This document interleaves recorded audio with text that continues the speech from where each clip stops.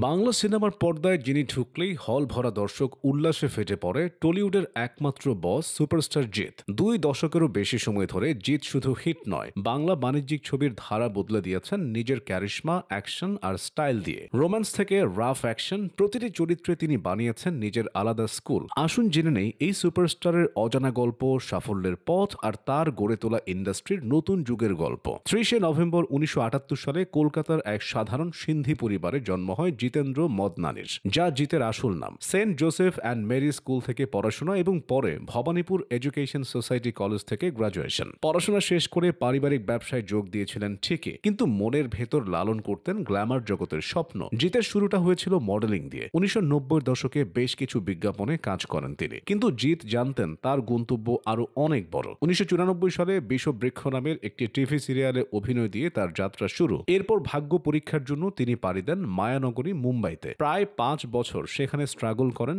Audition দেন, reject হন, আবার চেষ্টা করেন। কিন্তু বলিউড তাকে জায়গা দেয়নি। একসময় পকেটের টাকা শেষ হয়ে আসছিল, বাধ্য হয়ে আবার ফিরে আসেন কলকাতায়। 2001 সালে একটি তেলেগু ছবি চন্দুতে অভিনয় করলেও জিতের জীবনের মোড় ঘুরে যায় 2002 সালে। পরিচালক হরনাথ চক্রবর্তীর সাথী সিনেমায় প্রিয়াঙ্কা ত্রিবেদীর বিপরীতে কাস্ট করা হলো জিতকে। বাকিটা ইতিহাস। সাথী সুপার ডুপার হিট হলো। ও বন্ধু তুমি শুনতে কি পাও, এই গানটি সে সময় প্রতিটি বাঙালির মুখে মুখে ঘুরত।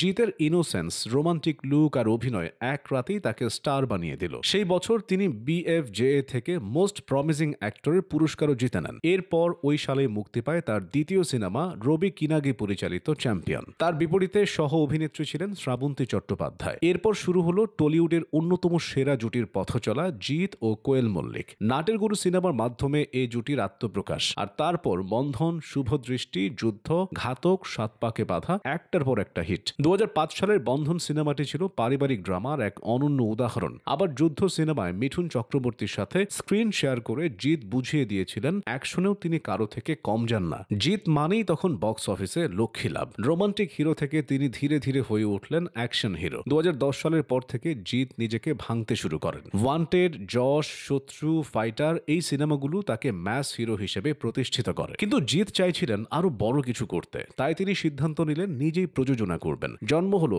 জিৎস ফিল্ম ওয়ার্কসের। 2013 সালে নিজের প্রযোজনায় মুক্তি পেল বস বর্ন টু রুল। এই সিনেমার মাধ্যমে জিতের লুক, ডান্স এবং স্টাইল স্টেটমেন্টে এক আমূল পরিবর্তন এলো। তিনি হয়ে উঠলেন আরো স্টাইলিশ, আরো শার্প। এরপর গেম, বাদশা, অভিমান, সুলতান, জিৎ প্রমাণ করলেন তিনি লম্বা রেসের ঘোড়া। অনেকেই বলেন জিৎ শুধু রিমেক ছবি করেন, কিন্তু গত কয়েক বছরে জিৎ সেই ধারণা সম্পূর্ণ বদলে দিয়েছেন। অসুরের মতো অন্য ধারার সিনেমা হোক অথবা রাবণের মতো ডার্ক শেড ক্যারেক্টার, জিৎ বারবার নিজেকে ভেঙেছেন। আর 2023 সালে তিনি নিলেন সবচেয়ে বড় ঝুঁকি। চেঙ্গিস সিনেমার মাধ্যমে প্রথম কোনো বাঙালি সুপারস্টার হিসেবে তিনি পা রাখলেন প্যান ইন্ডিয়া মার্কেটে। বাংলা এবং হিন্দি দুই ভাষাতেই মুক্তি পায় ছবিটি। আর 2024-এ বুমেরাং সিনেমার মাধ্যমে সায়েন্স ফিকশন কমেডি ট্রাই করে তিনি বুঝিয়ে দিলেন বয়সের সাথে সাথে তার এক্সপেরিমেন্ট করার খিদেটাও বাড়ছে। পর্দার বাইরে জিৎ একজন পুরোদস্তুর ফ্যামিলি ম্যান। 2011 সালে লখনৌয়ের স্কুল শিক্ষিকা মোহনা রতলানিকে বিয়ে করেন তিনি। তাদের 2 সন্তান, মেয়ে নবন্যা এবং ছেলে রণব। শুধু সিনেমায় নয়, টেলিভিশনেও তিনি সমান জনপ্রিয়। বিগ বস বাংলা, কোটি টাকার বাজি বা সাম্প্রতিক স্মার্ট জরি সঞ্চালক হিসেবেও জিৎ দর্শকদের মন জয় করেছেন।